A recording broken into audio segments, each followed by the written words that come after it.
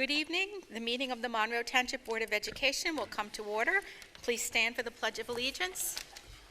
I pledge allegiance to the flag of the United States of America and to the republic for which it stands, one nation, under God, indivisible, with liberty and justice for all.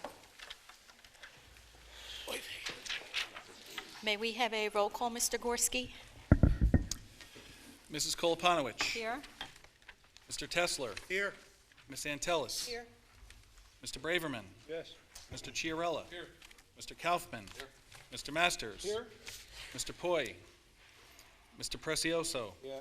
Mr. Zarneski. Here. Madam Board President, you have a quorum. Thank you. In accordance with the provisions of the New Jersey Open Public Meetings Law, the Monroe Township Board of Education has caused notice of this meeting to be published by having the date, time, and place thereof posted February 22nd, 2013, 1 at all schools, 2 Home News Tribune, 3 Cranberry Press, and 4 filed with the clerk of the municipality. And at this time, we will have reports from our student board members. Good evening, ladies and gentlemen. The events that will take place in March are the HESPA testing will take place this week from today until Thursday, and HESPA makeups will be next week from Tuesday to Thursday also, and the Monroe Township College Fair will be on Thursday, March 14th. Good evening, ladies and gentlemen. Mr. Monroe will take place at the high school on Friday, March 15th, where 8 senior boys are chosen to participate in different categories. Coffee House will take place in MTHS Commons area at 6:30, March 19th. Spring break begins Tuesday, March 26th, and ends Sunday, March 31st. Thank you. Thank you. This time we have a couple of presentations to give. The first one will be to Courtney Pepe. I don't know if you'd like to go up there and just stand with me. Sure. Be glad to. This out. So I'd like to ask her to come up.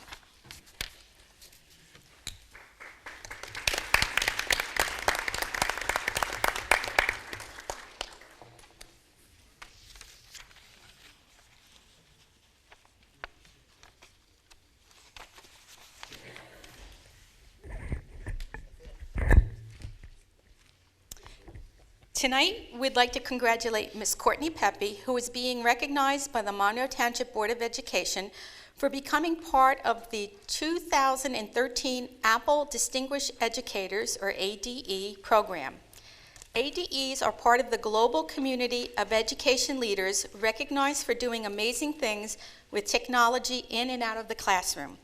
They explore new ideas, seek new paths, and embrace new opportunities. That includes working with each other to bring the freshest, most innovative ideas to students everywhere. ADEs advise educational leaders on integrating technology into learning environments and share their expertise with other educators and policymakers. They author original content about their work. They advocate the use of technologies that help engage students in new ways, and they are ambassadors of innovation, participating in and presenting at education events around the world. Being part of the ADE community is much more than an honor. It is an opportunity to make a difference. Courtney is now among an elite group of 2,000 ADEs worldwide, from the United States to China, from New Zealand to Turkey.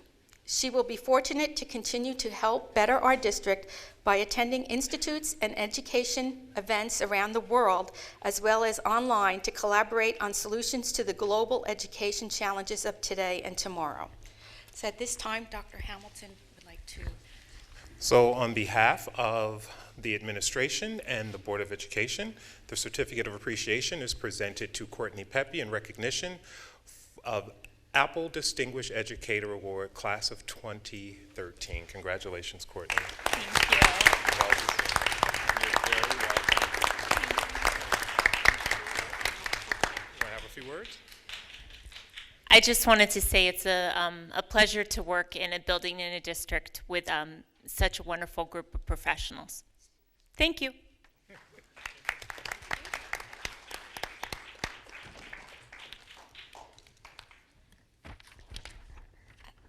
And at this time, we have an honor to congratulate and acknowledge our boys soccer team for winning the Greater Middlesex County Conference Champions, the NJSIAA Central New Jersey Group 4 Sectional Champions, and the NJSIAA State Finalists. And we honored them on Friday in a ring ceremony, and we invited them here today so that we can get more of our community to see their accomplishments, and we're very proud of what they've done. So we'd like you to come up, or Dr. Hamilton will handle the... I want to first acknowledge the support behind the boys for doing such an outstanding job this year, and I want to start with our supervisor, Mr. Greg Byer.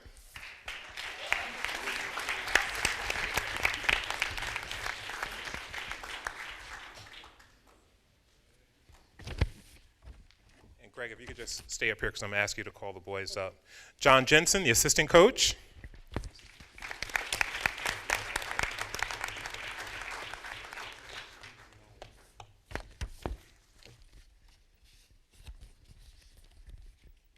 And our head coach, Steve McKenzie.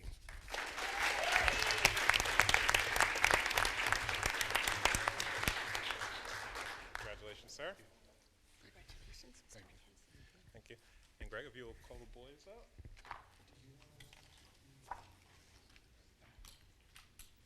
up. Bryce Horn.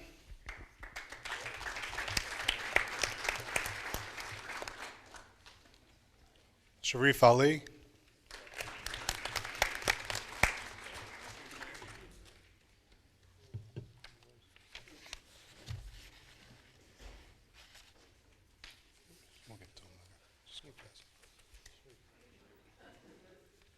Matt Anderson.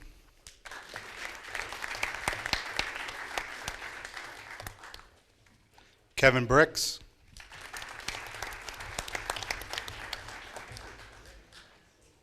Luigi Buffalino.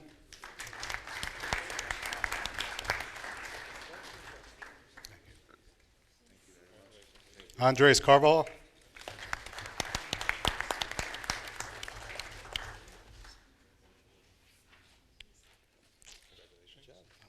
Christian Corbacero.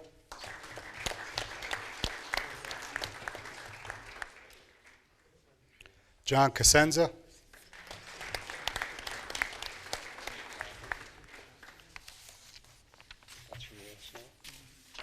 Kaushik.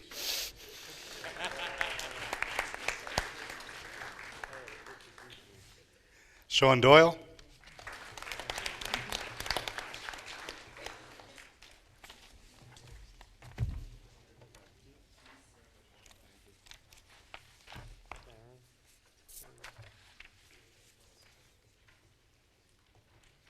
Kyle Kaplan.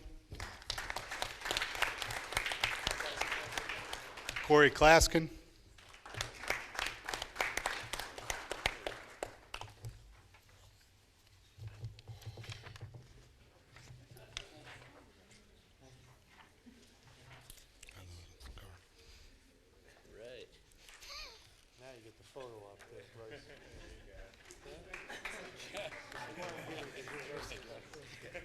Twice. Kyle Knotts.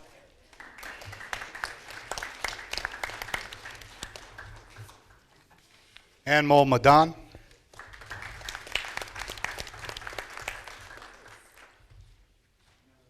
Fletcher Markland.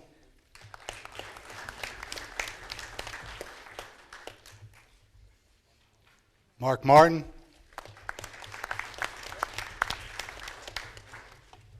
Mike Mishler.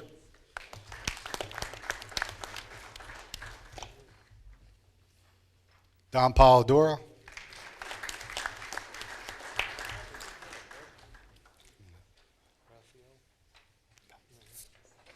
Taryn Reed.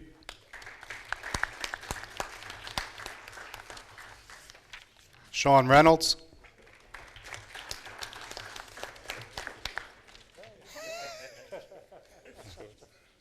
Ryan Sosnick.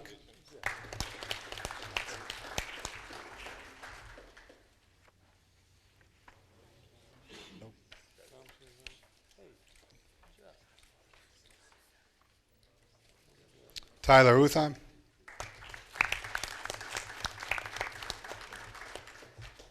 And Alec Vastardis.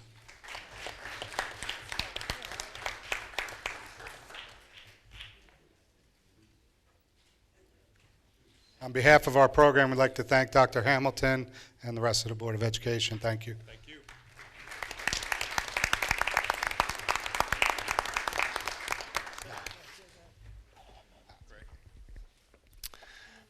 I think this was a fantastic year. I've been in the school district for 26 years. We have 7 gold banners hanging in the gym, which represents sectional championships and 1 state championship. The things that these guys went through, we came very close to being the first team in the Greater Middlesex Conference to win the GMC championship and the state championship. 1 goal short, guys, and a bad call. These guys will have memories for a long, long time. I was on the field at the last state championship game in 1987, and I still remember the names of some of the boys on that team, and you've created a lasting memory for our township. Thanks. Let's hear a hand for these boys again.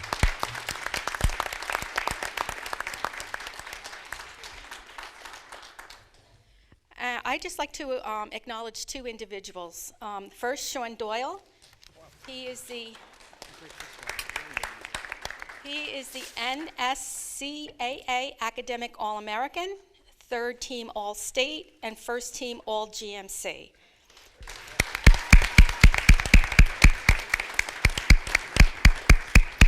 And the second individual, Luigi Buffalino.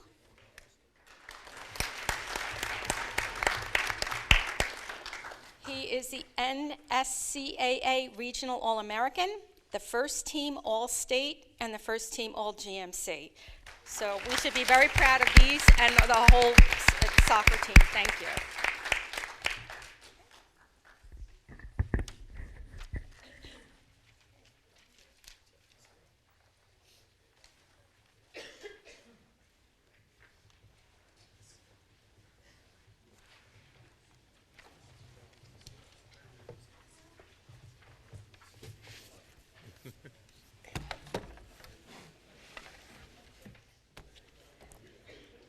Just take this tour, Jeff. Just take a tour. Okay, we'll go to the public forum. At this time, we will go to the public forum.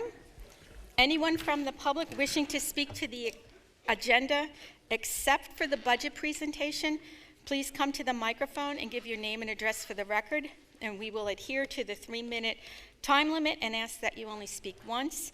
And we will also have another public forum for the budget presentation after the budget presentation. So at this time, is there anyone from the public wishing to speak to the agenda? Okay, seeing no one, we will go to the budget presentation. And before we do, I'd just like to make a statement. Last evening, we had a Finance Committee meeting where Dr. Hamilton and Mr. Gorski gave a presentation of the preliminary budget to the committee members. This budget was constructed with a lot of thought, and difficult decisions were made. And personally, I am very proud of this year's budget. In spite of the many unfunded mandates, the administration presented a budget to the committee which makes provisions for 225 additional students, includes programs and services that we have fought so hard to infuse over the past years, and addresses much-needed capital improvement projects which have been impossible to accomplish in the past in an operating budget, and which almost is never done in an operating budget in other districts. The administration has renegotiated insurance premiums, which meant changing brokers after 25 years. The budget includes expanding shared services, increasing fees for building usage, and applying solar energy credits. There has been a concerted effort to try to hire novice teachers to reduce salary expenditures and slowly bringing full transportation services back in-house while still maintaining the highest efficiency rating in the county. It includes telephone and security upgrades to improve safety in our district. This budget includes savings from the refinancing of bonds and actualizing tremendous savings from the negotiated contracts with the various associations for health insurance opt-out provisions and employee contributions. We are seeing great cost savings in professional development by training more and more of our staff to do in-house professional development, which eliminates the need to go outside the district for training and workshops. And we continue to develop alternative source revenues from programs like BASC. All of this has been accomplished within the 2% cap and with the lowest tax consequence in our district in 15 years. I applaud our administrative team for working so hard to find the delicate balance between reducing the tax burden of our community and continuing to maintain a quality school district without sacrificing our students and staff in the process. So at this time, I will turn it over to Dr. Hamilton for the presentation of the 2013-14 school budget. Thank you, Mrs. Kalapanowicz. You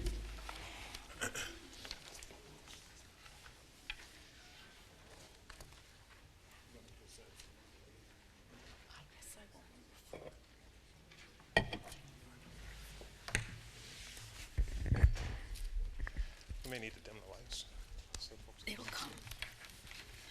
This evening's budget will be divided into three parts. I will give a brief overview. Dr. Gorman will come and do the curriculum aspects of the budget, and Mr. Gorski will come and do the revenue sources and the expenditures. You have copies of this. The slide will later on refer to attachments A, B, and C, which are separate handouts. Members of our Board of Education are present this evening with the exception of Mr. Poi, who is absent, but we like to make certain that we acknowledge the people who make it possible for us to do the work that we do. In addition to that, our Finance Committee is chaired by Mrs. Antelis. Lou Master serves as the vice chair. Kathy Kalapanowicz is a member of this committee. Lou Kaufman, Anthony Percioso, and Ira Tesler serves as an alternate. Our district vision statement and our mission statements are the catalyst behind how we develop our budget. And it provides us with the framework to help us understand why it is important for us to develop the budget in the manner in which we have. And this vision statement encompasses our belief that the Monroe Township Board of Education commits itself to all children by preparing them to reach their full potential and to function in a global society through a preeminent education. And that's accomplished through the district mission statement that Monroe Public Schools, in collaboration with the members of the community, shall ensure that all children receive an exemplary education by well-trained, committed staff in a safe and orderly environment. So as we develop our budget, we try to make sure that our core beliefs, our district vision and mission statements remain the focus of the catalyst behind how we develop our budget. This year, the board developed new board goals for the 2012-2013 school year. The first goal is to develop a strategic plan around the following 6 key principles, and they are communications, community engagement, and business partnerships, instruction, facilities, technology, and fine arts, and fiscal accountabilities. This past Saturday, and I'll talk about this a little more in the superintendent's report on the agenda, but this past Saturday we had a workshop provided by the New Jersey School Boards Association around these 6 design teams. Our second board goal is to review, evaluate, and assess current programs and structures. And that's divided into 2 key steps. To first identify and develop a schedule for review, and secondly, the initial focus for the assessment of programs and services this year would be around technology and structures specifically associated with creating standard operating procedures. And lastly, to develop a budget philosophy, parameters and framework for the development of the 2013-2014 budget. Our executive summary for this budget: the school budget has been carefully developed with some extraordinary constraints this year, as Mrs. Kalapanowicz has already indicated. The mandated budget caps make it very challenging to implement many of the required budgetary items that need to be included within the spending plan. This includes our contractual obligations, increase in health benefits, student enrollment, which requires additional staffing, teaching sections, and support service, including a high demand for students with exceptional needs. Those students who are either in the process of being classified or being determined to be eligible for special education, or those youngsters who are already in our system. And this is all done within the 2% cap, which we are mandated to do. Additionally, it is imperative that we continue to address capital needs in the district. Oftentimes what school districts will do is they take that which they can kind of kick down the road, which is often facility maintenance or for capital improvement projects, and that eventually catches up with us, and that requires referendums in order to accomplish. We've been able to do that, to at least begin to do that in this budget.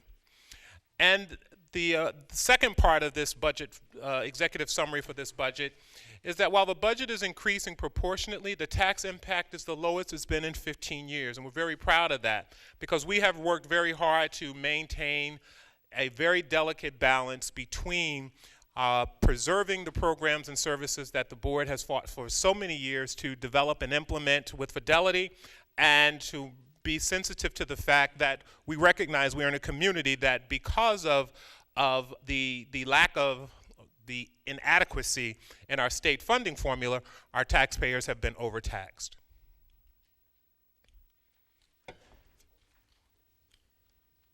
So our budget overview focuses on the following areas: our district priorities. Our edict has been, how do we maintain quality educational programs and do so in a way that we are effectively monitoring, assessing, and making certain that when we make a commitment to a program or a project or an initiative, that it is in fact a high yield, that we are getting results from that. That process will be ongoing, but we have started to look at that in the development of this project and this budget. And we also want to make sure that while we're doing this, we keep our eyes on the future. We cannot be short-sighted when we develop the budget and think only about today and only about the conditions or circumstances under which we live today. The planning process has to include long-range vision. What do we want our district to look like 3 years from now, 4 years from now, 5 years from now? What kinds of programs do we want our middle school students to be exposed to so that they maximize their experiences when they get into high school? And the same thing with our elementary students. And we want to do so in a way that is fiscally responsible, in a way that when we say, for example, that we're implementing this program or that we're making a commitment to this initiative, that we are in fact being fiscally responsible and have an accountability system in place to ensure that we are on the right track. And lastly, as it relates to one of the most important pieces of this budget, is the increased student enrollment. We are projecting about 225 students, and the truth of the matter is there is some development going on in our community that may actually exceed that projection, but we're planning for 225 students. And our capital improvement projects, and Mike Gorski will talk a little more about that when he comes up to the mic. And we have got to invest in our teachers. Just as in any profession, in order to get the biggest bang for your buck, we have to ensure that we are providing our teachers with the most relevant professional development in the field that they can get, that we can identify. And we've done that in a way that we are now significantly limiting the number of professional development opportunities that occur outside of our district and providing that training in district. So we're building a cadre of teachers who are becoming professional developers themselves and providing those services in district. And this is saving us tremendous amounts of money. Some key budgetary considerations are cap limitations, our ability to budget within the 2% cap, and including those things within that 2% cap that in many instances have in the past been able to be budgeted outside of that cap, particularly as it relates to student enrollment. We're also very concerned about community impact. What will our schools, how will our schools and our budget impact our community, not just this year, but in years to come? And the quality of services. How well do we implement? What is the efficacy with which we implement these programs and services that we have made a commitment to, not just in terms of our financial resources, but even in our human resources, how we develop and help our teachers become experts in their craft as well. And lastly, looking at district history. What are the trends that we have established in our district? What has the district and the board made a commitment to, and what will that commitment look like in the future? So these 5 key budgetary considerations have provided the framework upon which our budget is built.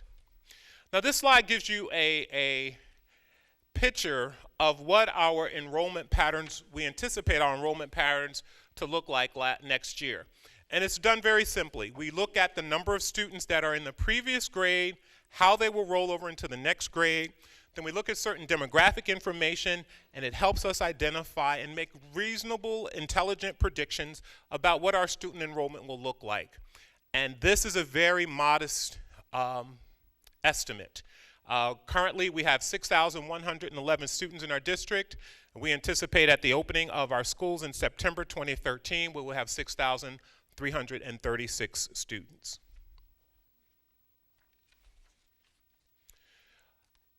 So there are certain steps that we go through in developing our budget. By the time the public hears this spiel, we have gone through several steps in the development of our budget. This year, we actually added a preliminary step, and that was the establishment of a budget philosophy, where we asked the board to come together and give us some direction. What do you want from us in this budget?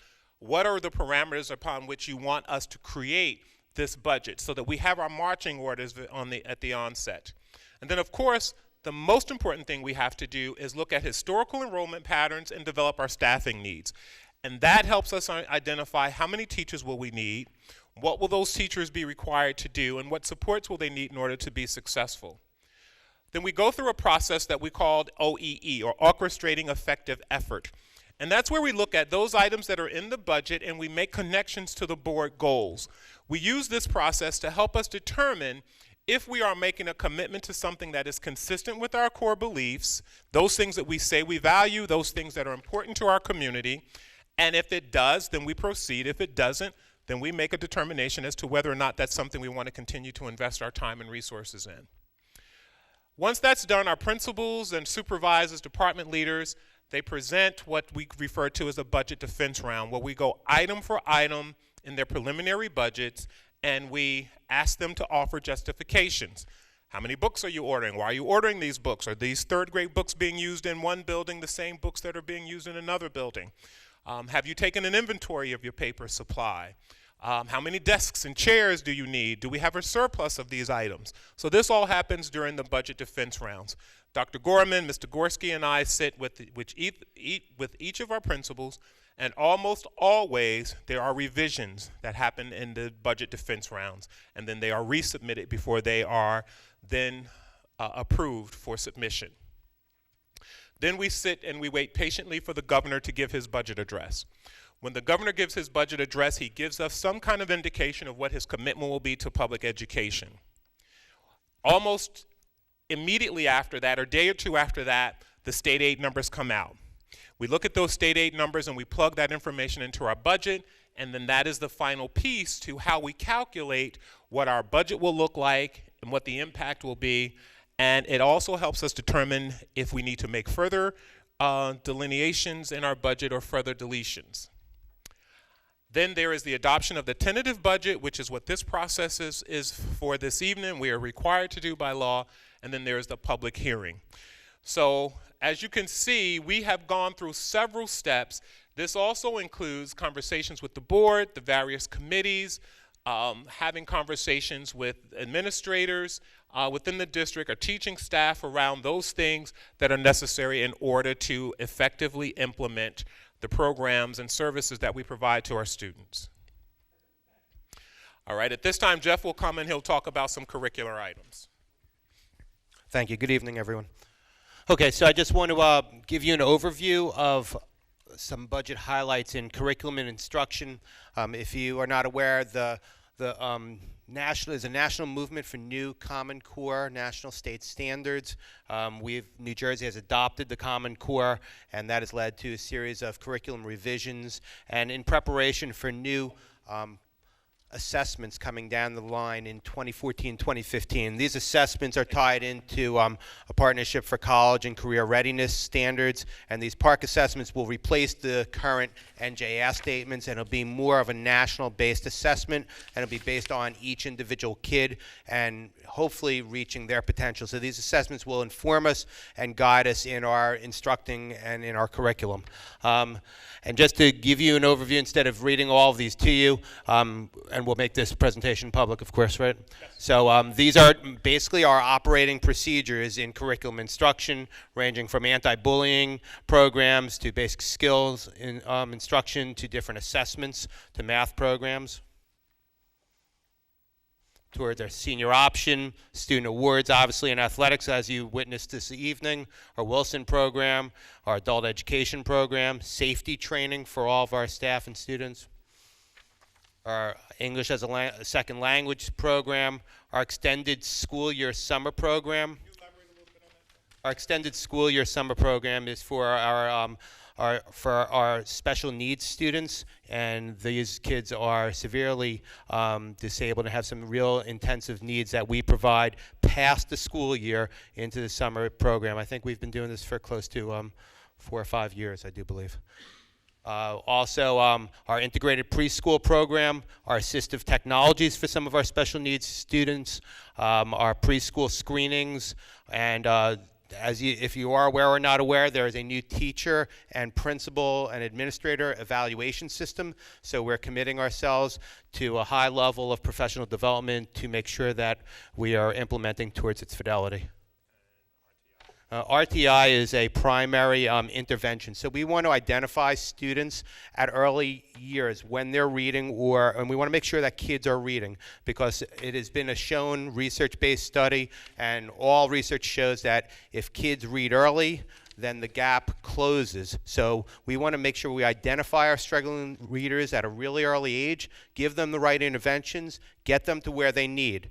In the past, without these interventions, it's very possible that the gap gets bigger, and then it's really hard to close the achievement gap with readers and comprehension. So this response to intervention is a state-mandated program, and and I think we're doing an outstanding job of providing high-level interventions for all of our students. We're really moving towards meeting the needs of every one of our students in the district. Along with our science and arts programs, our high school technology lease payment, that is our next payment, or our first payment will be on this budget for the iPad learning tools. And I'll go into that in the next slide, along with our existing technologies that we have. If you go to the next slide, Dr. Hamilton. So the National Education Technology Plan, presented by Arnie Duncan, the United States Secretary of Education, makes some serious goals and recommendations. The world has drastically changed due to technology. Everybody carries a smartphone these days. The global community is truly a global community. We can FaceTime people the other side of the world today.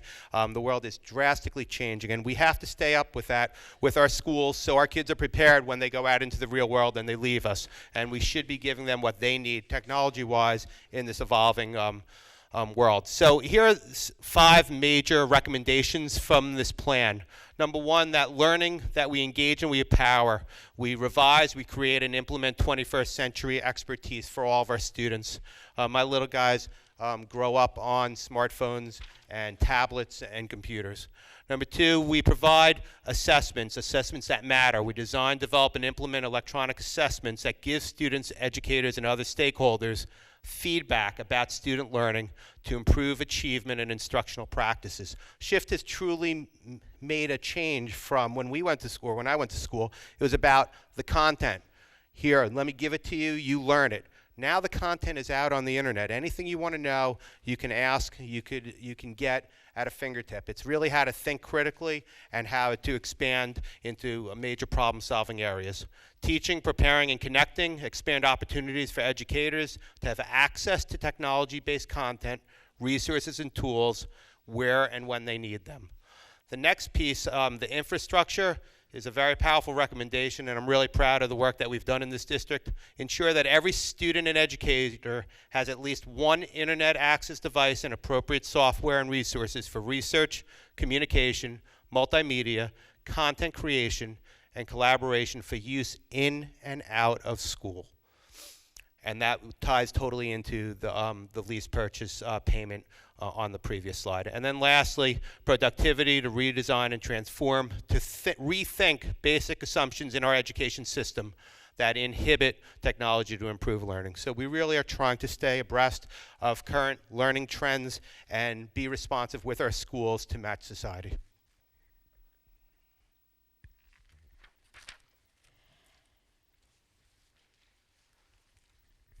Good evening. I'd like to begin with some key facts on Monroe's state aid. The governor came out at the governor's budget address that Dr. Hamilton referred to before and previewed record state aid funding for schools. He said 400 districts were getting additional aid this year, and very few were going to get less. Unfortunately, Monroe was one of the districts who, net of our school construction corp required payment, actually received less. Again, we received zero equalization aid, where our neighbor in South Brunswick gets over $17 million per year in this form of aid, and Monroe is not eligible because of two metrics: property wealth and income levels. We've talked about this ad nauseum, but imagine what our tax rate would look like with $17 million per year. The second type of state aid is categorical aid. This is a non-discriminatory type of aid that enables students in various subdivisions to receive aid, such as special ed, transportation aid, security aid, in various categories. Monroe is eligible for at least 4 categories of categorical aid, but we're limited in this award due to our over-adequacy status, and to make things worse, it's phased in over a 5-year installment period. State aid is only 3.26% of our total revenues needed to support our school budget, and one of the lowest state aid per pupil ratios in the county.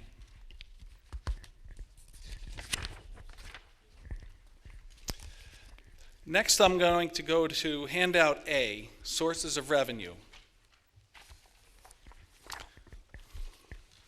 This illustrates the various sources of revenue that comprise our budget.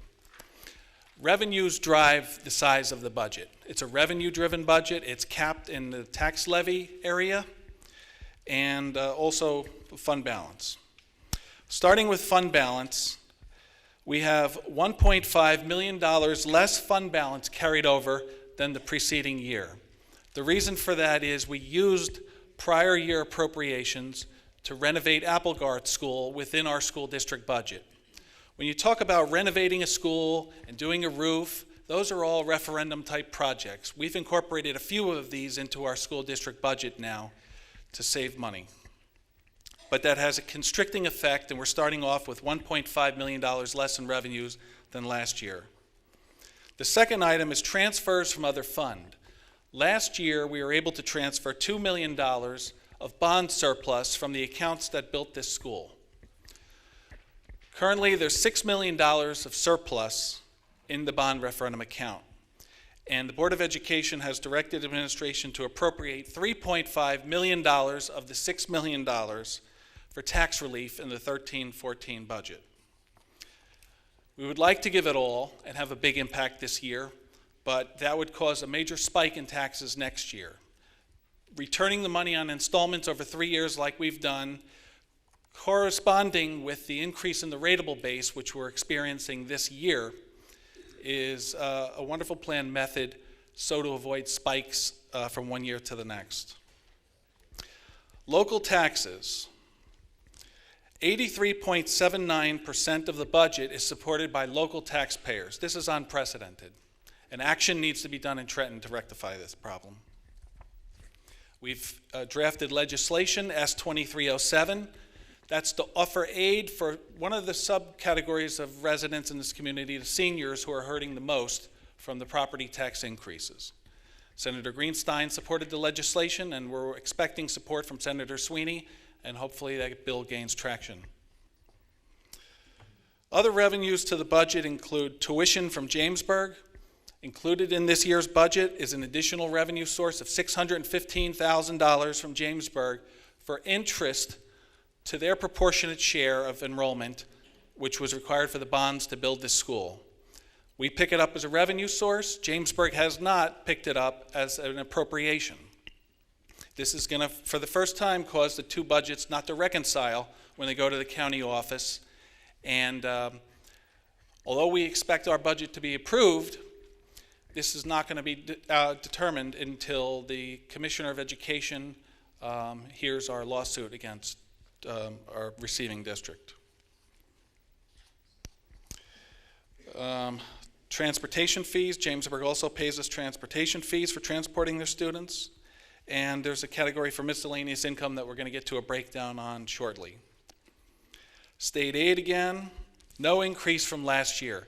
There's an expenditure that they take out of the aid to repay bond issuance costs and attorney fees related to our Section 15 grant, where the state gave us $15 million to build the school. And when we repay that soft cost, we're actually sliding backwards in state aid about $35,000 from last year.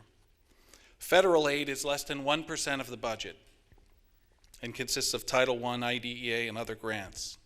Total revenue to support this year's budget is $109,433,017, and that includes all funds.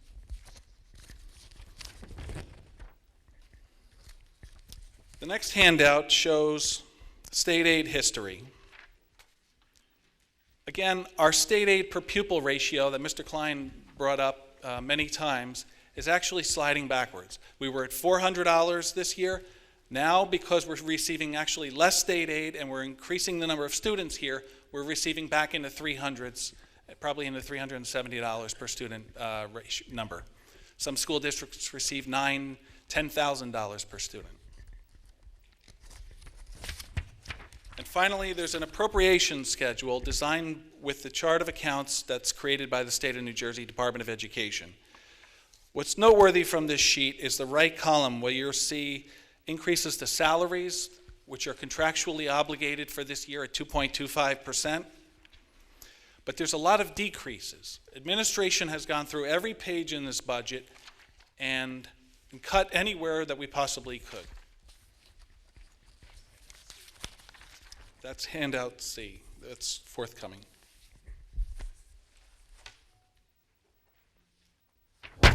This slide shows the miscellaneous revenue breakdown. Over half of the miscellaneous revenue, $325,947, comes from Open Public Record Act fees, recycling. We do a great deal of cardboard, paper, metals recycling, rebates, and miscellaneous grants. Before and After School program is an outside organization that pays us $100,000 a year to run our BASC program. We have solar panels that belong to the school district at Oak Tree School, and we sell solar renewable energy credits on the market, and we recognize about $20,000 selling these SHRECs back to the utility companies. Adult education fees bring in about $30,000. Transportation trips, which used to be included in a budget and are now pulled out, is about $75,000. That's being raised from students. And we raise about $100,000 a year from a preschool integrated tuition program. Interest income has dropped to $5,000. Admission from sports, $20,000. And that's the breakup of our miscellaneous revenue section. Next slide. Where does the money go? 51% of the budget goes to instruction in some form. 5% transportation. 19% benefits, 1.5% athletic co-curricular, 9% debt service, 2.9% administration, less than 1% capital projects, less than 1% grants, and about 9% other. We're very proud of this next slide. It shows how the district has made great strides over the last 3 years, reducing our over-adequacy spending. The adequacy budget calculation changed for this year, and those districts who were under adequacy received under adequacy aid. Those districts who were above adequacy were to have dramatic cuts in their state aid. The governor has decided to hold districts harmless this year, with the exception of the payment that I mentioned before. Otherwise, we would have been slated to have a decrease in state aid.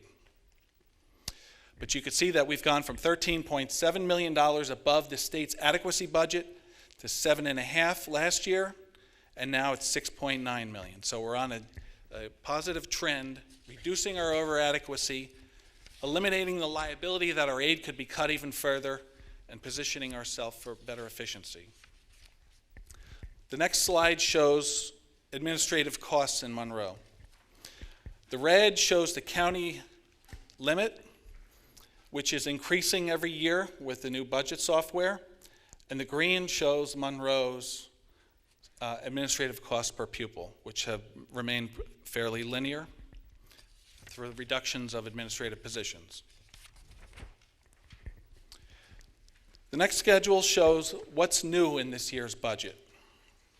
Most of what you see on this page is mandated or driven by student enrollment impact. Monroe has 2 charter school students that we have to pay for to go to a private charter school. The cost for that is over $25,000. This year's increase is about $5,800. New Monroe Township Middle School Gifted and Talented Program, additional teaching sections at the middle school and high school due to enrollment growth, Applegarth program, art, music, and phys ed, which had not been in existence before since the school reopened, 17 additional staff, and I have a schedule for that. About half of those staff members are special ed and are driven by individual educational placements, IEPs, requirements for staff per pupil.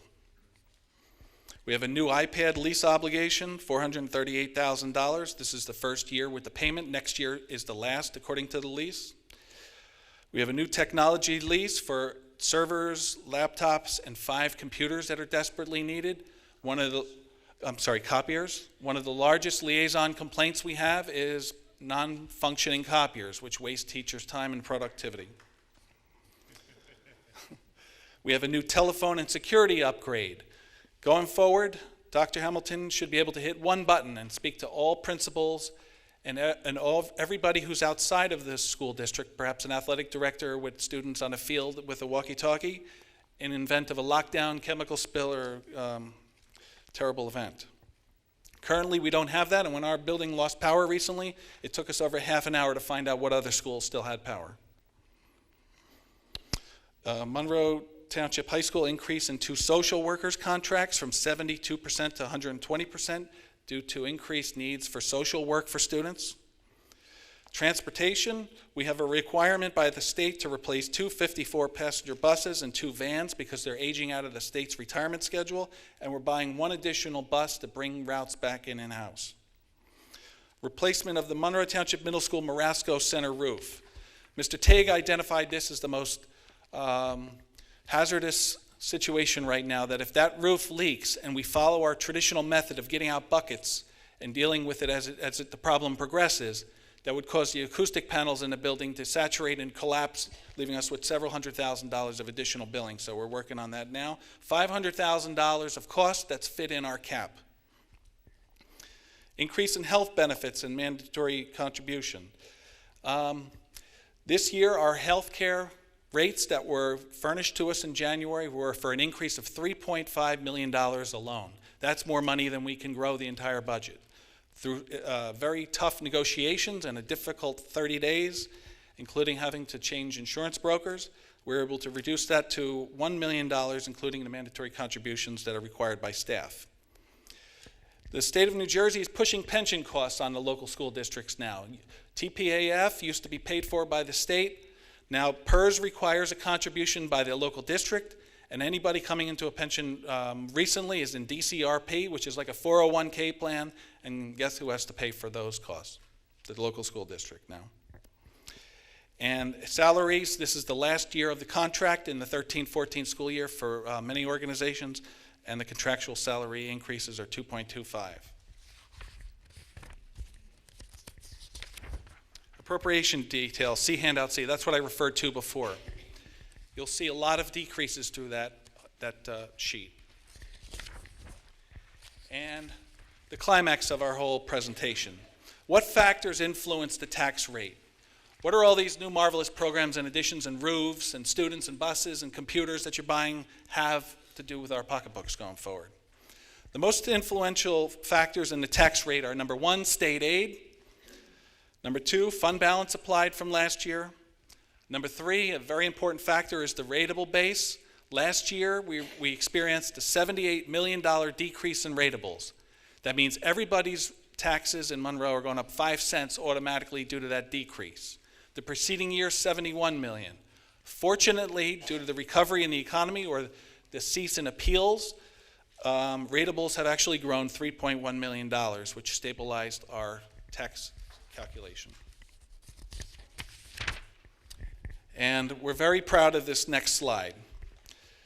For the 13-14 budget, we're rolling out a budget that serves all stakeholders in this district, provides for so many, does so much for so little of a cost. 2.5 cent increase, that's the lowest tax increase in 15 years. That's a $40 to $1 increase per average assessed home in Monroe Township.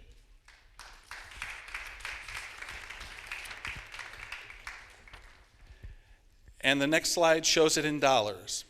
2 years ago, it was $316 increase for a home assessed at about $165,000. Last year, it was $144. This year, $41. We expect this trend to continue.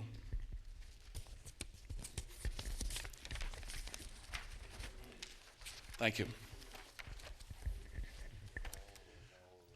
Before I go back to my seat, I want to take a moment to thank the Finance Committee for your countless calls and emails and the back and forth and all the work that it takes to go into this budget. Kathy Kay, thank you very much for that statement at the beginning of our presentation, solidifying your continued support for this budget.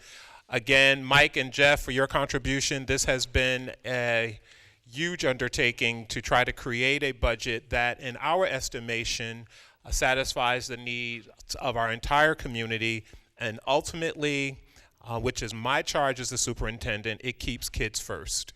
Thank you.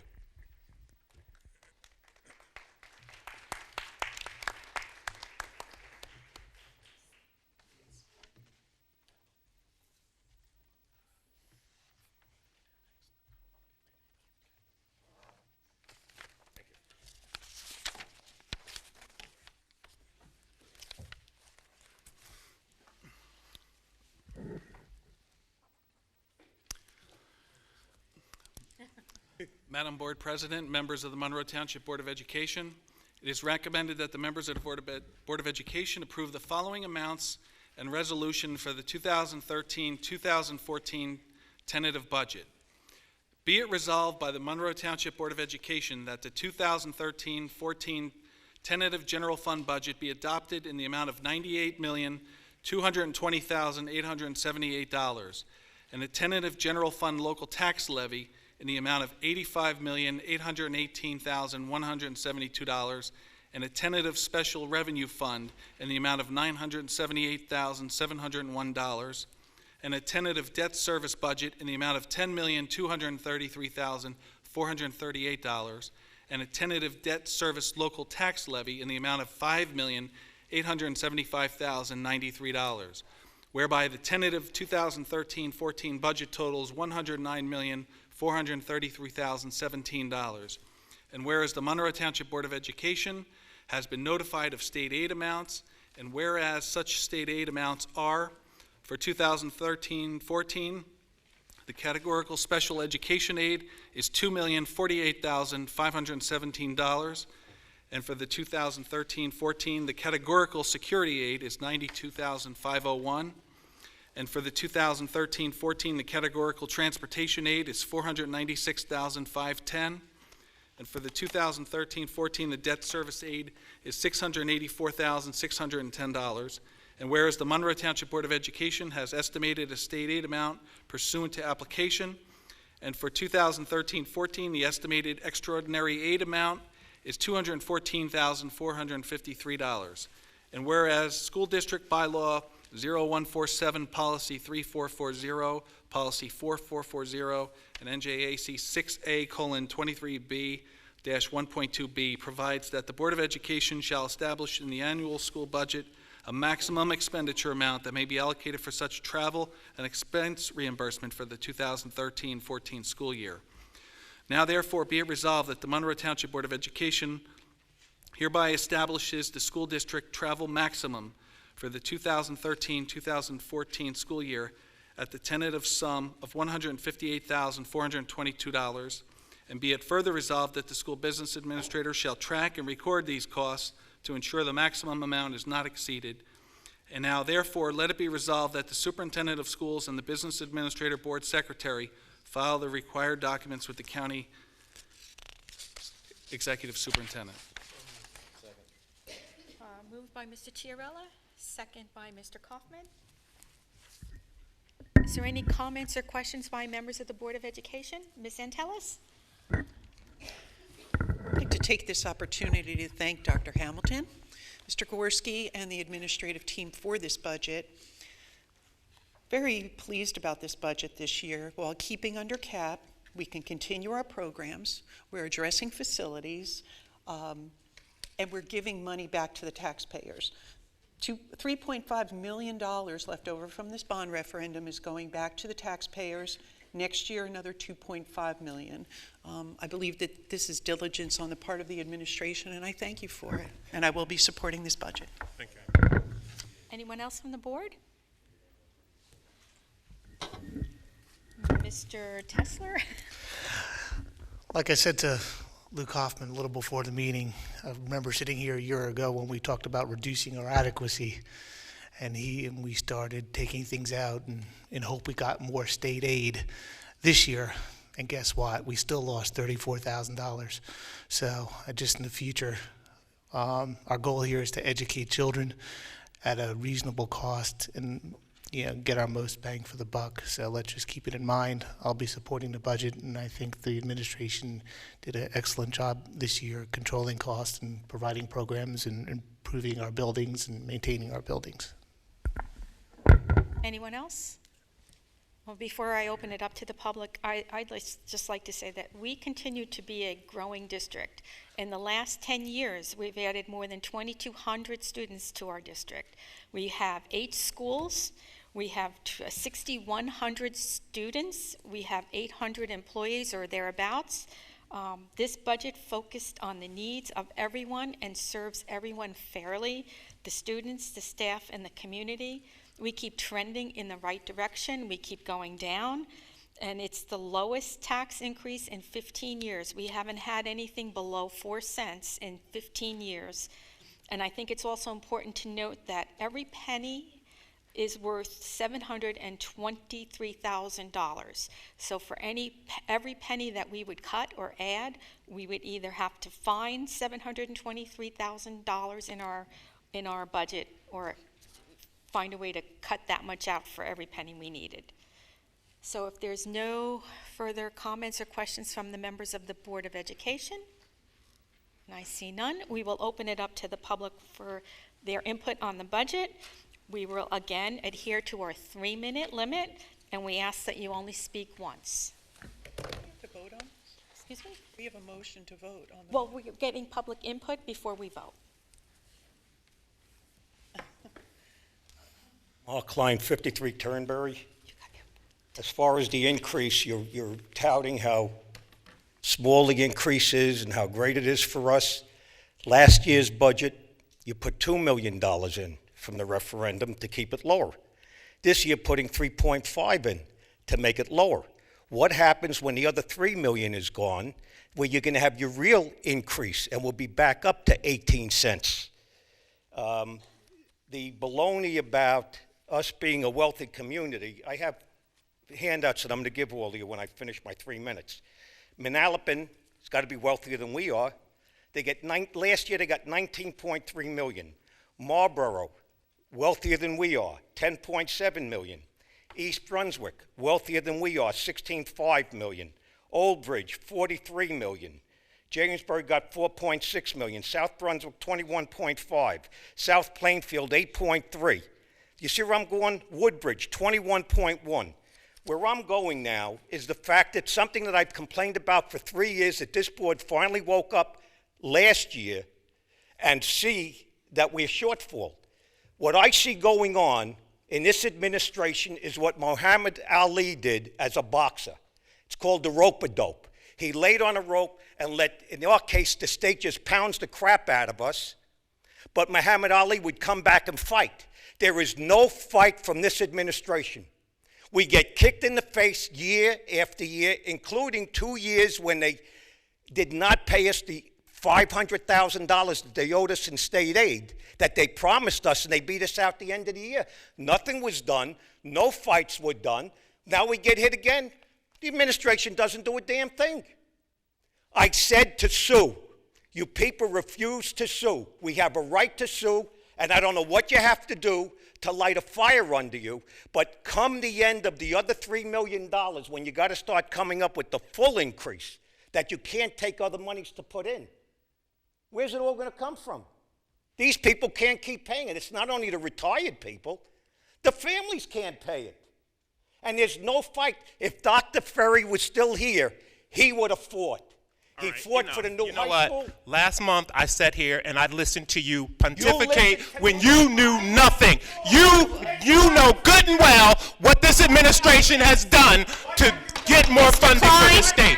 You've seen every letter, you've heard every phone call, and you do nothing but stand here at that microphone and pontificate, and you don't know what you're talking about. You're an empty can making a lot of noise, and I'm sick of it. I am sick and tired of it. You don't know what you're talking about, and you have intentionally misused this forum for that purpose. Mr. Klein, it's been in the papers. Mr. Klein, you put it in the papers, and you misrepresent everything that's in there. What have you done? You know good and well what I've done. I'm tired of you standing there misrepresenting the facts. You know the facts.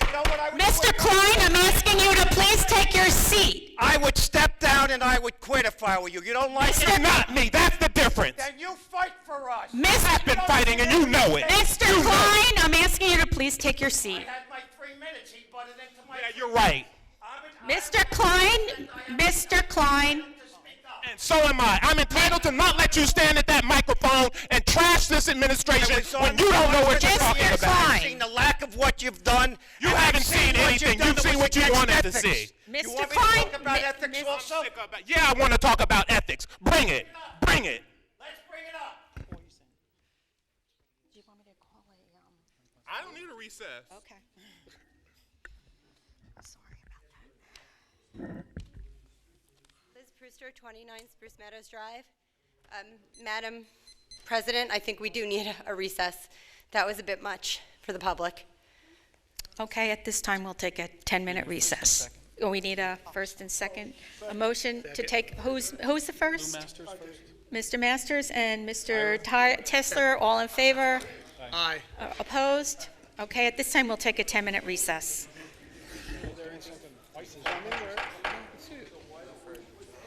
At this time, the board will reconvene into public session, and we will try public forum again. Anyone wishing to speak to the budget, please come to the microphone, state your name and address. You have 3 minutes, and you will only be able to speak once. Robert Roach, 18 Muirfield Boulevard, Monroe. Just a couple issues. It was indicated by a board member that they're giving back the $3.5 million to us. I think that is not something the board is giving back. I think that's a required under state law when all bond money is not expended. So that is not a give back. That is a requirement. That's my understanding. If I'm wrong, you can correct me. Not if we spent it. Well, once it's not spent, if the money is not spent, and this money was not spent, so therefore, under the law, it has to go back to us. It's not a gift. In other words, you could not use it for something else once it's not used. We could have spent all the money, correct? We'll Could just we give have him his, spent all the Amy, money? we'll just give him his 3 minutes. Yes, yeah. Second of all, Dr. Hamilton was indicating, and correct me if I'm wrong, that about the student enrollment having an effect, and he indicated that the student enrollment is within the cap. Student enrollment cost increases are outside of the cap. So if you have 225 students, there's a factor in there that shows increase in student enrollment, right under if you, Mike, look at the cap computation, you'll see it in there. And the third thing that I want to mention is that there is a big emphasis on the increase in ratables after this new evaluation and how it's going to reduce the tax rate. I think if you think about it and compute it, an increase in ratables based on a reassessment is not going to change what the taxpayers have to pay in the amount of taxes. It is only going to increase because the taxpayers, assuming an increase, the taxpayers' property assessment is going to go up. So if the assessment is the rate goes down, we're just going to pay the same amount of money on a different rateable base. The third thing or fourth thing actually, today I looked at the New Jersey School Board Association. And one of the things I always hear in the budget, and I've heard it for years and years and years, is the students. And yes, we do want to provide it's our obligation to provide a good education for the students. But one of the things that is required, according to the School Board Association, says, and may I read it? The board has a dual responsibility when approving a budget to provide for student education without placing an unreasonable burden on the taxpayers. And I never hear the board talk about the burden that is being placed on the taxpayers, which is very, very substantial. Thank you. Thank you. Did you want to respond, Mr. Gorski? Yeah, point of correction on the student enrollment and the cap statement. The student enrollment adjustment to the budget that is allowed to increase the cap was $971,000. The cost associated with an average per pupil cost for 225 students is $3.4 million. Quite a far stretch from the $971 that the state gives you a budget adjustment for. Well, I think that should be explained that the portion within the cap doesn't fully cover the cost that is incurred. Thank you. Anyone else from the public wishing to speak?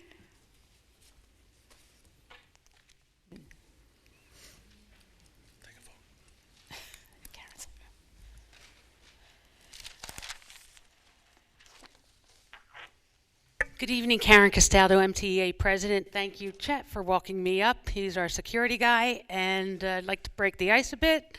The Merriam-Webster Dictionary, I just wrote this speech actually a half hour ago, so I don't know. The Merriam-Webster Dictionary defines scapegoat as one who bears the blame for others or one who's the object of irrational hostility.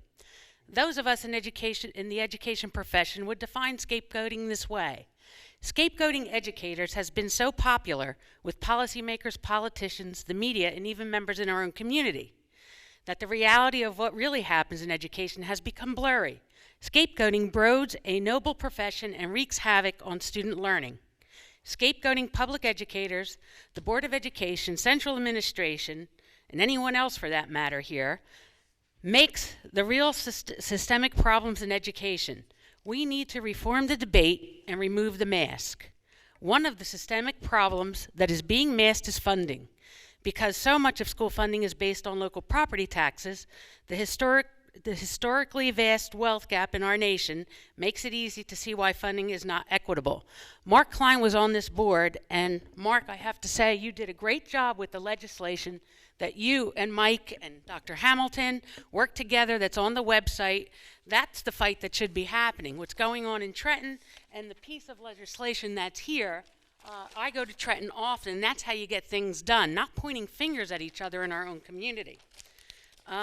We need to build a movement in this community to get us to think differently about the problems and possibilities of public education. Every one of us can push the conversation. Every one of us needs to become involved in the community so that everyone sees the role educators play in shaping our children's education in our community at large. So, on behalf of the MTEA, we support the budget. I would like to thank Mr. Michael Gorski. I know Wayne Holliday is so excited. You are doing one stand-up job, Mike. I'd like to thank Central Administration and the Board of Education, the Finance Committee, for their hard work for creating this budget under these most difficult circumstances while maintaining a quality education program that will advance student achievement and also thinking and putting our senior community in terms of saving them money, et cetera, et cetera, et cetera. Thank you. Anyone else from the public? Seeing no one, we will close the public forum. And at this time, we will have a roll call to adopt the tentative budget 2013-2014 school year. Ms. Antelis? Yes. Mr. Braverman? Yes. Mr. Chiarella? Yes. Mr. Zarneski? Yes. Mr. Kaufman? Yes. Mr. Masters? Yes. Mr. Precioso? No. Mr. Tesler? Yes. Mrs. Koloponowicz? Yes. Madam Board President, preliminary budget adoption passes. Thank you very much. At this time, we will move to the superintendent's report. Dr. Hamilton? Thank you. At this time, I want to take a moment before I get into my report to thank everyone who came out Saturday to the strategic planning session. It was a great session, especially to hear from our students who had such a tremendous contribution to that process. I'm very excited that this process is underway, and again, thank you for giving up your Saturday. And again, I want to thank Jeff and Mike for their contribution to the development of this budget, which I think is one of the best budgets we've done in recent years. Moving on to the superintendent's report, Madam Board President and members of the Board of Education, it is recommended by the superintendent of schools that personnel items A through P be approved by roll call vote. Moved by Mr. Chiarella, second by Mr. Kaufman. Comments or questions from the board? Seeing none, we will have a roll call. Ms. Antelis? Yes. Mr. Braverman? Yes. Mr. Chiarella? Yes. Mr. Zarneski? Yes. Mr. Kaufman? Which numbers are we doing here? Personnel A Personnel through A through P.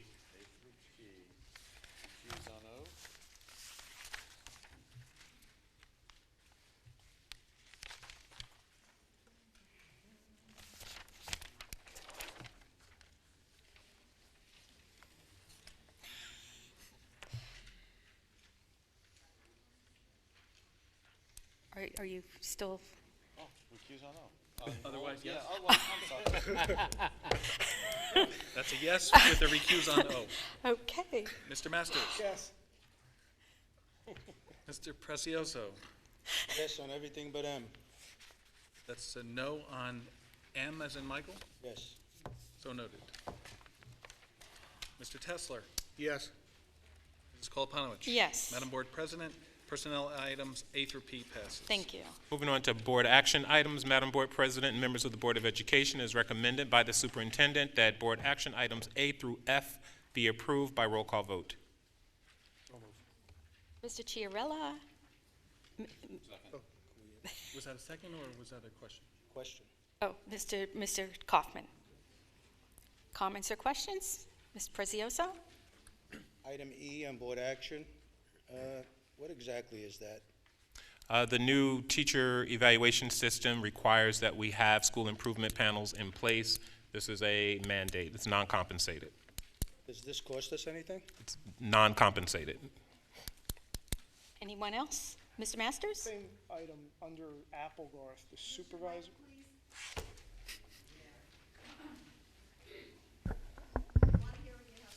Better, Michelle. All right. Applegarth, the supervisor, new assistant principal, what is that? It's an either or. Right now, there's a supervisor in that place, but once we hire the new vice, then that person will fill in that gap. That's the oak tree Applegarth. Correct. Okay, Correct. thank you. Anyone else? Then we will have a roll call. Mr. Tesler? I'm sorry, Mr. Just note we're approving a revised school calendar. There's some changes to vacation days, so just make a note that I assume that will be distributed out to the public, that you kids will get that first day of spring break off now. It's not a half a day, just a note. Depending on tomorrow. Depending on tomorrow's Thursday. weather, I guess. Cross the fingers. Mr. Masters? Could we have Ira maybe read through the entire calendar? Maybe just June. Anyone else? Thanks. We will have a roll call. Ms. Antelis? Yes. Mr. Braverman? Yes. Mr. Chiarella? Yes. Mr. Zarneski? Yes. Mr. Kaufman? Yes. Mr. Masters? Yes. Mr. Precioso? Yes on everything but F. No on F as in Frank. Correct. Mr. Tesler? Yes. Mrs. Kolpanowicz? Yes. Madam Board President, board action items A through F passes. Thank you. And that concludes the superintendent's report. And we will go to the Business Administrator's report, Mr. Gorski. Madam Board President and members of the Monroe Township Board of Education, it is recommended that board action items A through C be approved by consent roll call. So moved. Second. Mr. Chiarella, Mr. Masters, any comments or questions for Mr. Gorski? Seeing none, we will have a roll call. Ms. Antelis? Yes. Mr. Braverman? Yes. Mr. Chiarella? Yes. Mr. Zarneski? Yes. Mr. Kaufman? Yes. Mr. Masters? Yes. Mr. Precioso? Yes. Mr. Tesler? Yes. Mrs. Kolpanowicz? Yes. Madam Board President, board action items A through C passes. Thank you. And that concludes my report. Okay, we will go on to the board president's report, and mine is going to be short. I just want to read what the responsibilities of a school board member are, because I know there's been a lot of questions coming out lately about what the role of the board is, especially in the budget process. So I'm going to read this. It's from New Jersey School Boards. The Board of Education adopts policies under which the school district operates, oversees the budget, approves the curriculum, hires and evaluates the superintendent, represents the public during contract negotiations, and serves as a communications link between the community and the school system. School board members must remember that they have no authority except which results from participation in decisions of the board during an official meeting. Actions, promises, or commitments made by individual board members are without legal basis and have no binding commitment upon the district. Board members should be aware that they are elected to represent the entire district in all matters pertaining to education and not any one segment.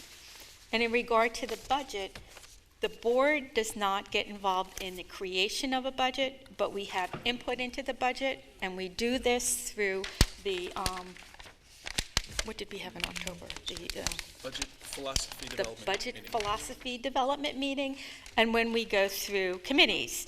Every time there's a committee meeting, whether it's a personnel committee, a buildings and finance committee, curriculum, we're always approving something or not approving something, and that is always a budget consideration.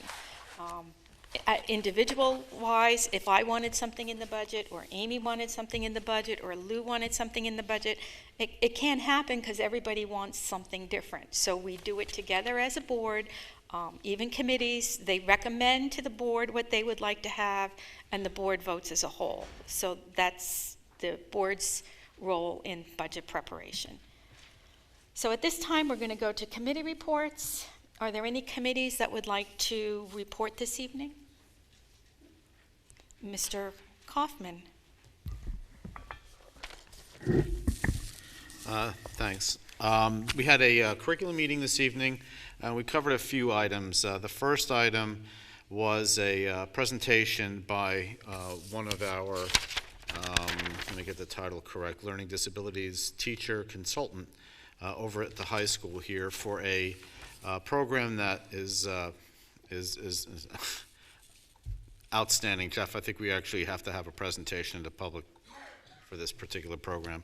It's a, I guess the best way to talk about it, it's a collaborative effort with the special education department, both at the high school and the middle school, to get students who have special needs acclimated to the high school and all the things that they will be seeing in the coming years once they move over across the street. I would love to be able to tell everybody about all the components about this, but it really is such an incredible program. I think it would be best served to have the folks who have put this program together come before the public and give everybody a vision into what this program is. It's absolutely outstanding. So if Jeff can set that up for the next board meeting, that would be great. We also reviewed an independent study that's going on to bring the success that we've had at the AVID program at the high school down to the middle school level. We have things that are currently in place that we're going to allow this to be a part of the curriculum so that students do not have to give up an elective, which is what they have to do today.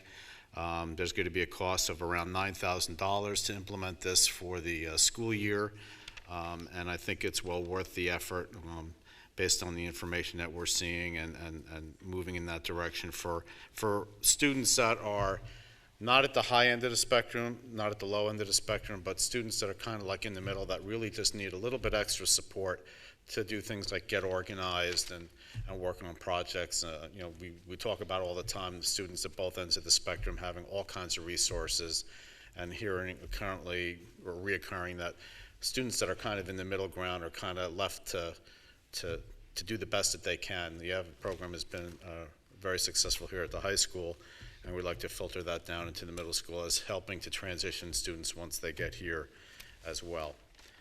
One other thing that we spoke about, it's come up in a couple of other board meetings, is dealing with the cost of AP testing.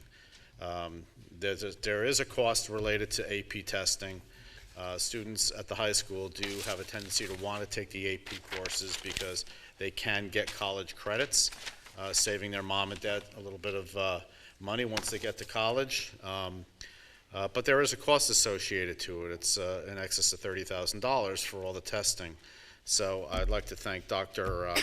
Hamilton for coming up with what I think is really going to be a good plan to move forward, of phasing in a collaborative effort between the school district and the parents to have the school pick up some of the costs in the first year and gradually have the parents pick up a little bit more of the cost. We have some students that are taking 1, 2, 3, 4 AP classes, and each one of them could be 100 or so much per pop, and I don't know what the exact number is, and it probably varies based on the test.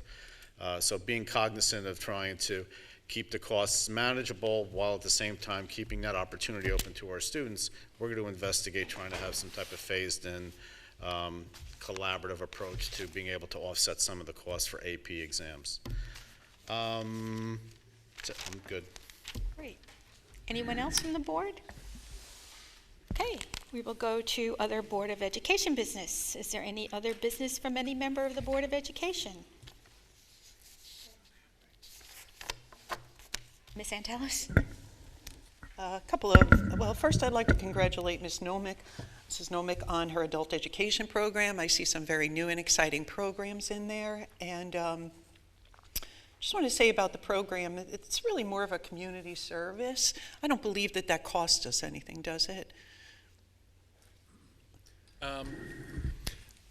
Over the past few years, administration has reviewed the adult ed program and put it on a track to be self-sustaining. It hasn't reached that So goal we yet, put no but it money should. into this at all? That's our objective in the next year or two. On April 14th at noon at the middle school, the Henry Rickless Holocaust Committee will be having the annual Holocaust Memorial, the Yom HaShoah, if anyone is interested. It is open to the public. It is a free event. Again, that's April 14th, noontime at the middle school. And on April 19th, here at the high school, the Monroe Education Foundation will be sponsoring the 3rd annual Teachers versus Police basketball game. That'll be at 7 p.m. Admission is $5, and it's a good time. Thank you. Mr. Masters? I'm going to, I guess, add to what Karen was saying before. Something was said at the meeting, last meeting, about teachers and how much they work and how much they're getting paid. So I write everything down. I have really bad memory. And I started looking through all my notes, and actually I see a trend that it seems like any time we start getting into budgets and big ticket items and everything, it always falls upon the teachers. We demonize our teachers, and it's some really nasty things that I write down, mainly because I have to tell my wife about it when I get home, or she'll yell at me. The literacy rate the literacy rate of the United States actually is 26th in the world. It's not anywhere close to the top. You can look it up, it's a known fact. In 2003, we were 19th, so we're slipping down. And it's not like there's these great first world countries. Kazakhstan is better than us in literacy rate, Uzbekistan, Angola, some very, I don't want to say third world countries, but we're not talking UK or Ireland. it's a horrible trend. And I think what we're trying to do here, we're investing in a lot of the teachers and the administrators, I'm not saying, but I think we could fix it, or at least not fix the entire thing. This could be the start of something. And again, I don't have rose-colored glasses on. I think we're going to change what's going on in the country, but I think we have to. I think we have to look at it and try to figure out a way to do it, and I think that's what we're trying to do. We don't have all the answers. We make mistakes on certain things. Administration makes mistakes, but that's what the board's here for. We don't have to yell at the teachers. We don't have to yell at the administrators. If you think about it, the buck stops with us.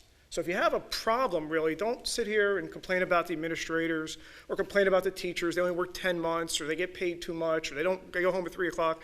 I know. My wife was a teacher. First time we got married, I don't think I saw her for dinner in a year. And then she'd come home and run back upstairs and start doing extra work or planning. And all summer, all she was doing, and I know a lot of teachers do it, is they plan for the upcoming year. It's a horrible thing that I think we're doing here. We're kind of scapegoating. Karen used that word, and I use demonizing. I'm a little bit stronger with that. Complaining about the money we spend on professional development. They're interacting with our children. Don't we want them to have the best professional development, the best education we can get them? I mean, what's going to get us out of this rut? The kids. I'm not doing it. Congress isn't doing it. The president's not doing it. Nobody's doing it. Everybody's bickering. We're bickering now. We have these pockets of political agendas that are going on, and I see it, and everybody sees it, and it'll happen, but it seems to me like we can't get past it. And it's taking a toll. We're starting to cut stuff. There's this push, which I disagree with, towards mediocrity, which is killing me. Our vision statement talks two things: full potential of our kids and preeminent education. How do we get that if we push towards mediocrity? We can't. And I think it's a major problem. I think we just got to start talking and getting together. Yeah, fiscal accountable, that's fine. I have a business degree and I know it. But also, we can't shortchange a generation of children and write them off and say, we didn't want to fund that, even though I had a great education. I was funded by the people before me, or it was too hard. I hate that. I hear that a lot. It's too hard. It's too difficult to do. It's not too difficult to do if it's worth it. I'm done. Enough? Had it. Very well said. Anyone else from the board? Then we will go to a closed session resolution. Be it resolved that the Board of Education of the Township of Monroe hereby moves to go into closed session in accordance with Sunshine Law, Chapter 231 of the Public Laws of 1975, NJSA 10:4-6 through 10:4-21, to discuss the following subjects: legal, to seek advice, attorney advice in relation to an employee suit against the district; student harassment, intimidation, and bullying, number 22 through 26. The discussion conducted in closed section can be disclosed to the public at such time as the matters have been resolved, and this should only take us about 15 minutes. I need a motion. Motion by Mr. Kaufman, second by Mr. Tesler. All in favor? Aye. Opposed? Abstentions? Then the board will move into closed session. At this time, the board will reconvene into public session, and we will go to the last public forum. Anyone from the public wishing to speak, please come to the microphone, state your name and address for the record.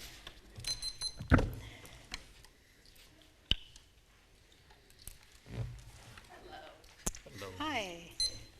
Jill DeMayo, 48 Linwood Drive. I'm a member of Save Our Schools New Jersey, as some of you know, and I've been very active in what's going on in Trenton. And I wanted you to know what I've been doing.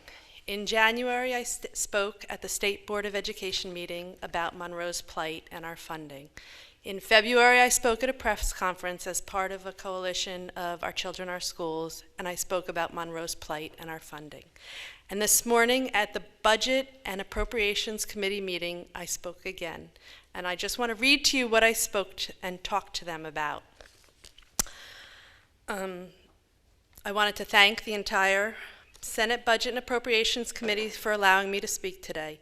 My name is Jill DeMayo. I'm a stay-at-home mom with 2 boys who are in the Monroe Township, Middlesex County Public Schools. I am here today because I'm concerned about the fiscal starvation of our schools. Since 2010, New Jersey schools have lost $5 billion, $1.2 billion this year alone, double last year. My district has lost $10 million because of the reduction in school state aid, and based on the most recently released state aid numbers, we are losing another $3 million. Things are not getting better. Monroe is 43 square miles. We are still 50% undeveloped, but we are growing quickly. Monroe has 40,000 residents. 1/3 of our residents are over 65 years old and on fixed income. It's these people who are making up the difference between what the state isn't giving our schools and what we need. The reduction in state aid puts a huge burden on the seniors of my community, as well as the rest of the taxpayers. In addition, Monroe Township has a send and receive relationship with Jamesburg School District. Jamesburg is a small town with 1 elementary school and 1 middle school. They send their high school students to Monroe Township High School. We've had this relationship since the 1970s. As part of our arrangement with Jamesburg, they agreed to pay part of the debt services for our high school. That amounts to $600,000 per year. Because of the budget cuts, Jamesburg can't afford to pay Monroe. Their cap doesn't cover the $600,000, and the state is underfunding Jamesburg by more than $2 million. Their total budget is only $10 million. That's a huge shortfall for such a small district. I don't know how the situation is going to resolve itself. They don't have the money to pay Monroe, and how can we ask our seniors to foot that bill? I would like to emphasize that our administrators are very good stewards of the taxpayer dollars. They are constantly trying to save money. For example, last year they switched insurance carriers to lower premiums. They have paid employees not to participate in the health insurance plan with a net savings of approximately $15,000 per person. They were under cap by $500,000, but this can't go on indefinitely. We are seeing an influx of 250 new students each year because of the new housing developments being built. That amounts to an additional $3.4 million needed each year to educate these children. Our cap is $2 million, which results in a $1.4 million shortfall Jill? per year. Do you have a lot more to go because your 3 minutes are up? No, one more paragraph. Okay. With that kind of growth and without proper funding of our children, without proper funding, our children's education is going to decline. We've already seen program cuts, staff reduction, and increased class sizes. The reduction in state aid has put a huge financial burden on all the residents of my community, along with hundreds of communities across the state. I'm here to ask you, Chairman Sarlo, and the entire Budget Appropriations Committee to put the state on the path to fully funding our great public schools and make sure that all New Jersey children have access to an excellent public education. Thank you very much. And I just wanted to add that Greenstein was there. She's part of the Budget and Appropriations Committee, and she was able to talk about the bill that you guys brought forward. Thanks. Okay, great. Thank you. Anyone else from the public? State underfunded the formula by $1 billion this year. Would you mind if I asked the question about the budget? Would you please state your name and address for I'm the sorry. record? Bob Zaglarski, 162 Tournament Drive. You don't have to answer me now, but after I leave, maybe you could talk about the increase in other purchase services for instruction. I noticed in the budget while you were taking your break that was one area of the budget that seemed to go up. I noticed that your supplies and textbooks in that same general account have gone down almost equally to the increase, so maybe there was a correlation, I don't know. The other thing I noticed in the budget was that your capital outlay is going down, and generally that's within that so-called 2% cap. It's going down by about $704,000, and I think of that as money as for one-time items, a roof, a bus, equipment, things like that. So as a long-term trend, what do you think about capital outlay over the years now that seems to be going down? You have a 2% cap, and I don't know what you're doing with your capital reserve. I don't think you have very much. And the fact that probably you're not going to be looking at referenda or a referendum in the near future. The other thing is reconciling the fact that salaries are going up by 2.25%, and the cap is generally a 2% cap. I know that the cap for this budget purposes is actually almost 3.5%, but that includes that increase for extra enrollment and things like that. So maybe you can talk about those trends, how you reconcile the 2% cap with the 2.25% increase in salaries. Thank you. Mr. Gorski?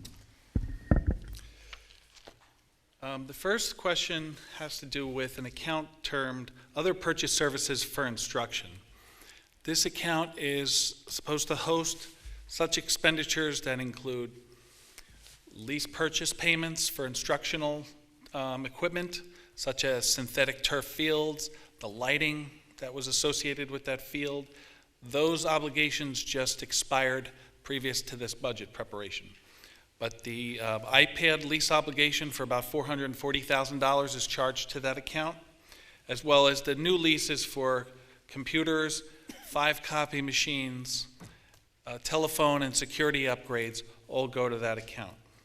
So that's why there is an increase in that account, even though there's some room created from the synthetic turf and lighting lease expiration.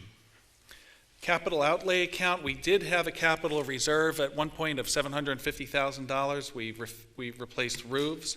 And with the residual amount that we had in there that we saved under the architect's estimate for the roofs, we appropriated, I should say the board appropriated towards Applegarth School last year. We currently only have a balance of $2,000 in the capital reserve account. There is a decrease in capital expenditures in the budget, because last year the board took extra state aid money that we had not anticipated and appropriated it towards Brookside School roof replacement project. It was over $1 million. Mr. Tate completed that. It was under budget. This year, unfortunately, due to the demands of 225 new students, buses, the lease purchases that I mentioned previously, we could not afford to do a project for a roof of that size and keep taxes at a respectable level, which I believe they are for the public. Salaries are at 2.25%, and that's the final year in that contract. It does exceed the 2% cap, and some of the ways that the district was able to put about $4.8 million, which you saw from a previous slide that was added to this budget, in the cap was through the following efficiencies that we created just for this budget. Transportation services, we have transportation agreements with the Middlesex County Regional Ed Service Commission. We participate in E-rate, educational rate discounts for telephone purchases and telephone line charges. We also have an interlocal services agreement with the municipality for communications equipment. We entered a collaborative purchasing system for the procurement of all supplies throughout the district. We have another cooperative purchasing service with the Middlesex County Regional Ed Service Commission. Technology services, we have an interlocal services agreement with the township for TV video hosting service. We have insurance. We participate in New Jersey School Board's Insurance Group, which is a fund for, joined by other school districts in collaboration. Food services, we have an interlocal services agreement for food services with the Middlesex Regional Ed Service Commission. We provide food for the Ed Services Commission. We participate in a Middlesex County Improvement Authority recycling program where we generate a lot of money from recycling, and we budgeted for some more. We have an increase in revenue from Jamesburg of $615,000 we spoke of previously. We're offering more in-district professional development, cutting on that line item. We have a new insurance broker. We're anticipating significant savings in that account. The mandatory contributions for health insurance that was required by law is increasing now for most staff who are in now the third phase of 4 phases of increases in contributions and insurance. They're quite substantial now, and I think we're recognizing about $2.4 million in the budget for anticipated collections from staff. We have 95 people who have opted out of health insurance. That's saving the district $1.5 million, and it grows every day. We're looking for transportation jointures everywhere we can. We're recognizing staff breakage as our more senior staff is retiring. We're replacing them, as Dr. Hamilton mentioned before, with more novice first step teachers. And in the debt service fund for this year, we have a $400,000 decrease due to, specifically for interest costs, due to the refunding. So that freed up all the room to absorb the $4.8 million that was outlined before. Thank you, Mr. Gorski. Is there anyone else from the public wishing to speak?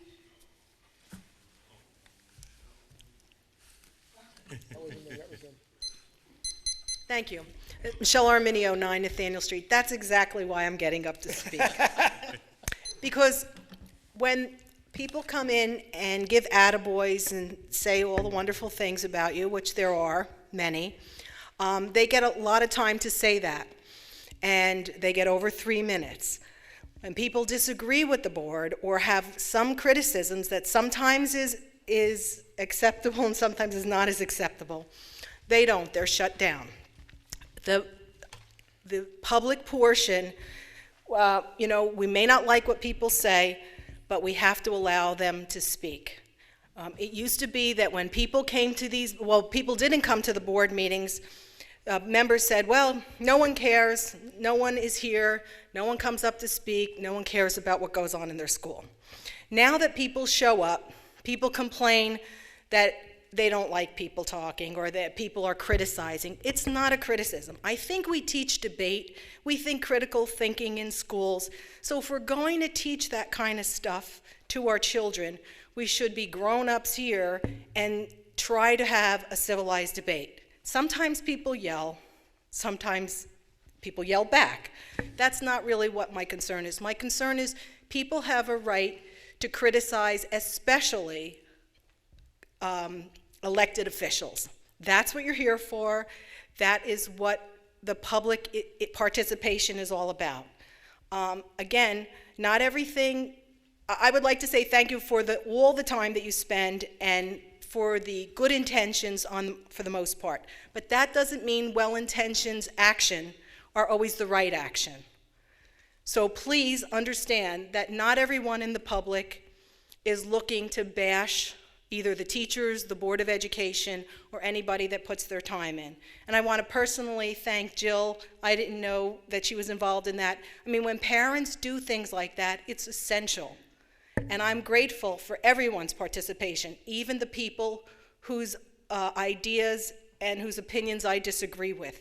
Because unless we have a mature and dynamic debate, we can't move forward. It can't be that you have a divine gift of knowing exactly what's right in every circumstance. We pay the bills. It's our civic duty to come here and speak our positions. You may disagree, which is fine, but please respect the board as you would like to be, respect the public as you would like to be respected. Thank you very much. Thank you. Anyone else from the public? Okay, seeing no one, we will close the public forum, and our next scheduled Public Board of Education meeting and budget hearing will be on Thursday, March 21st, 2013, 7:00 p.m. at the high school. Motion to adjourn. Second. Mr. Amy? Ms. Antelis, Mr. Tesler, all in favor? Aye. Opposed? Abstentions? Meeting is adjourned.